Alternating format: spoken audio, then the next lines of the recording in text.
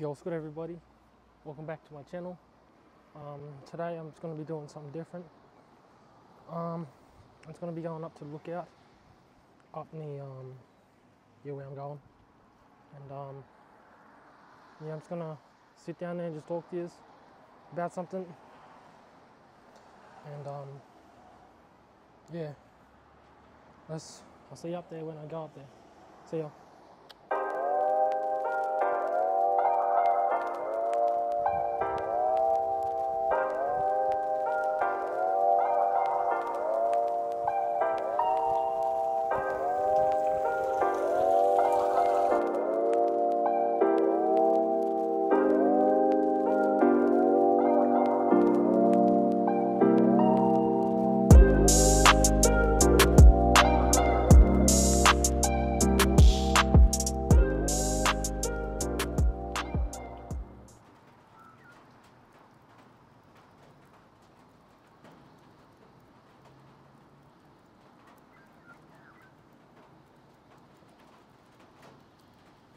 Yo, what's good everybody?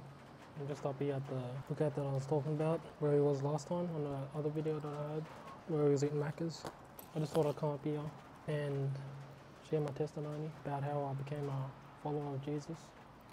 And I just want to share that because I feel like people around me don't understand why I follow him and why I gave my heart to him. And I just want to let people know why I did that. Let's get into it. So this is my testimony. So about maybe I think 3 years ago, I was at a party with my friends and I was getting a bit drunk and I don't know what happened that night. I still don't really understand what happened that night. And I ended up passing out, ended up in a corner and I was just swearing and I was just shivering in a ball. And I then got up and went inside.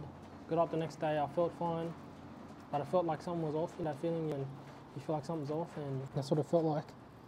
And then I went to my other friend's house that I went with over to where I was, and I ended up I was eating food and I kept vomiting every time I ate food.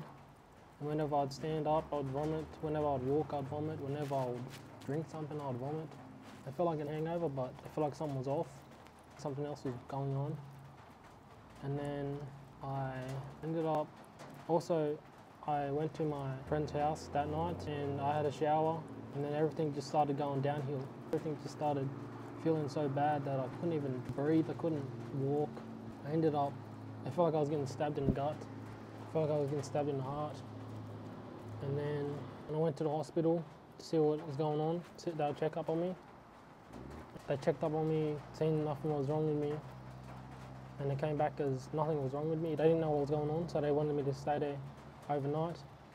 And then I just felt something was on me. I feel like there was some demonic force there. Because you're feeling when you feel like there's something wrong. What I said before, I just felt like that, but 10 times worse. And I felt like someone was watching me. And then I got up out of bed, walked over into the toilet because I needed to go do a number one. No, I'm not joking. I needed to go do a pee. And then that's when I looked into the mirror and that's when I felt like everything switched. My whole body just switched. And my whole mind just switched over. Like something just entered my body and it all switched. Because you know movies where people get possessed by things, it felt like that. And well, it seemed like that. And well, my friends came and picked me up, and then I went out to my nan's house in Tinga where the other video was made. And that's when I just felt so overwhelmed with things that was going on around me. And I was so overwhelmed that I didn't really know what was going on. And I just didn't want to talk to anyone. I just kept telling my mum to drive out to Tinga. I don't know why, but I know that it wasn't me. It was something else that was inside of me. Because I know this might sound weird, but these things are real on the movies. These things ain't just things that you see.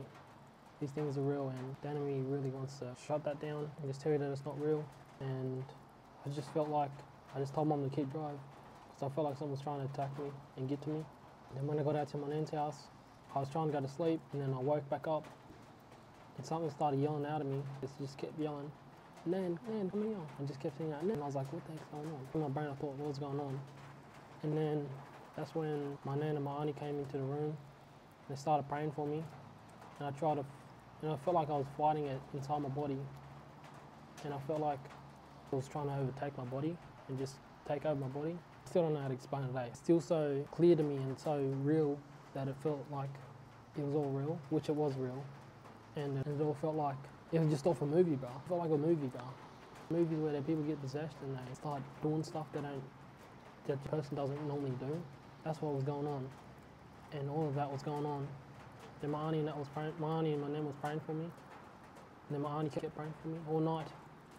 That happened all night, all night. And then the next morning, I ended up on the ground after she prayed for me. And I woke up, and then I went up to the room, and she told me to go to sleep. I was trying to go to sleep, but something was telling me to get up, and the sun was burning me.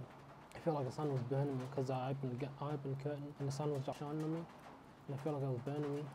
So I got underneath the sheets, and then it felt like the light was just going through the thing and was burning me. And then that's when I got up and I started running away. I just ran away because I couldn't take it anymore. I was so overwhelmed that I ran down towards my nan's house, my other nan's house, and I seen her outside, and I just kept running past. And I looked back and I seen her standing outside again, and I just kept running, and I thought there was like demons coming after me. And then that's when I kept running down to the footy ground, and I thought I was dead because I seen people over at the cemetery. And I was like, nah, I can't be dead. And it was like nothing was real. I felt like everything was just not even real. Like the people, everything around me didn't feel real. I felt like in my mind I kept thinking about running out in front of a car, and there was a car driving past, and I was about to run out to it, but then something stopped me. And then I just kept running down, and I found that I was at the cemetery, like down at the footy ground where I was. And then I looked up at the cemetery and I seen people over there. I was like, no, am I dead? I kept thinking to myself, am I dead? And then so I walked over towards where the cemetery, the footy ground was, into the area where it was, the car park. And I seen chairs there, and I started walking over towards it. And then the police came over and he grabbed me. And then he took me into the hospital. And then that's when I was in the hospital, I had more crazy experiences though. I still don't understand what was going on.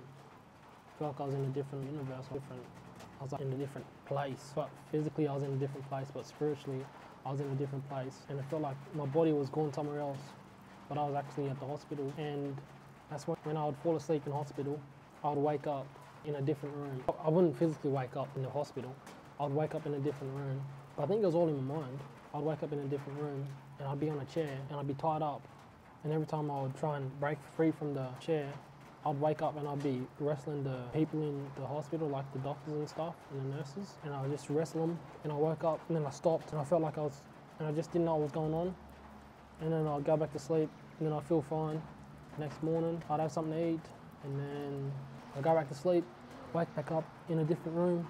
And then I felt like there was things around my wrist, like ropes, and I just started pulling them off like that. I just went like that. I think it looked like a dream or something, I don't know, but I just went like that, and I just ripped it off. And when I woke up, the thing on my arm that the doctors give you, it was ripped out, and I was bleeding everywhere. And then I was just so shocked that it was happening. And I just stopped, and I just looked over at my arm, and I was like, what the heck? The doctors was trying to hold me down, and then I woke back up, and I felt like, I was like, what the heck? What is going on right now? And then I went to the Armidale Hospital. I was in there for probably like 1 week, I don't know, I forgot. I thought I was in Tamworth Hospital for some reason, but it said on the thing that I was in Armidale. And someone was telling me that I was in Tamworth Hospital, and someone was going to come pick me up and then or something and take me away. I have 3 nans that are still alive. I have a great nan, and then my mum's mum, and my dad's mum. And it was so shocking. I still don't know what was going on. But it was like down to me just putting stuff in my mind and telling me that everything that was going on, it was all real. And like everything that was going on was just like me doing it to myself. But I know that wasn't me doing it to myself. And then maybe after I finished that Armidale Hospital, after I finished going there and getting checked up and being looked after, I went back to my hometown in Tingha. And I seen my nan again and my auntie that prayed for me. And I don't know, I just felt so sad that I seen everything that was going on in the house when I was getting prayed for. And I just started crying because I felt sorry for what I done, for what the enemy done to me, to my nan and that. Because I know it wasn't me that done it. And because I know that I'm not a violent person, and I'm not a person that would go out and fight people and try and hurt them. So that was going on. That's what was going on at my nan's house, and wait, this is still going. Yes, it is. And then where was I? I'm not a violent person. And then while I was at my nan's house, they gave me a Bible and told me to read it. And it was a King James version, and some of the words in there I didn't really understand. But then I got a different Bible from someone else, and it made more sense. Well, not a different Bible, a different verse and version. And then I just kept reading it. I read it every day. I didn't finish it all. I just kept reading the same things over and over again, and making it make sense to me, helping it make sense to me, if that makes sense. I don't know if that makes sense. But I just kept reading it, and then I learned how to pray. They told me to pray as well. And I just watched YouTube videos about it, and I would ask people about it. They'll tell me it's just like talking to normal people, just like you're talking to your friends. I'm talking to you right now, it's just like that. But you're talking to God, and it's different because you're talking to the person who created you, and you're talking to the person who created this world. And when you talk to him, you've got to be talking respectfully. Well, that's what I think. I think you got to talk to him respectfully. But sometimes people can make jokes to him and just muck around and just talk to him. Because sometimes people feel like that's their comfort zone, and they feel comfortable talking to him about it. And then I just kept praying every day, and I was asking God to heal me, asking God to set me free from all these things that was going on. And then one day I was at my mum's house, and my uncle came over and he started praying for me, and I just felt like something. Well, I just grabbed the Bible. I was like, see ya. It was sitting in front of me. I had the Bible in front of me, and I just grabbed it up. I picked it up, and I went like that. And I went against my face, and I was telling me to control you, not let the enemy take control over you. And then that's when I got up and I walked outside, and I felt like it was all gone. I felt like I was set free from all the things that was going on. And yes, it's a different feeling, eh? It's a good feeling, but it's different. Not physically, I'm talking about like mentally and spiritually. And then when they prayed for me, after they done that, I felt like I was broken from the chains. And then when I was walking downtown and I was walking back home, and then I got this, I'll say a word from God or something from God, because I know it wasn't me thinking about it, but I got this thought that I should go to church. And I was thinking to myself, is there even a church in Israel that I know people that go to it? Because I was actually really scared to go to church, because the only church I went to was out of Tingo. In the last video, that's where I normally go. But in Inverell, my mum told me that there was a church that someone that I've known for a long time. He goes to that church right now, and he's my pastor now. And he was in Thailand at the time, and I went there by myself, and I walked inside. I was so scared to walk inside. I was so frightened. I was like, what's going to happen? And then I walked inside. I walked out the back of people. I was at the back of like where it was, and I was walking, and I found a seat at the back. And then I just sat there and I was listening to the preacher. I forgot what he was preaching about, but all I remember was me walking inside, and I sat at the back. Someone turned around. They started to speak into my life. I know people probably don't know what that means, but it's like when God gives someone something to say to someone else, and they speak to them about that. And I think, does that make sense? Does that make sense to me? But that's what it is. And but now I'm walking strong, and I'm staying strong. But I feel like sometimes I just fall down the wrong path, go down the wrong ways. People around me influence me the wrong way, but I still love them. But it's just my sometimes I think if God can forgive me, then I can do anything. I can go and do other things. But I know that it doesn't work like that.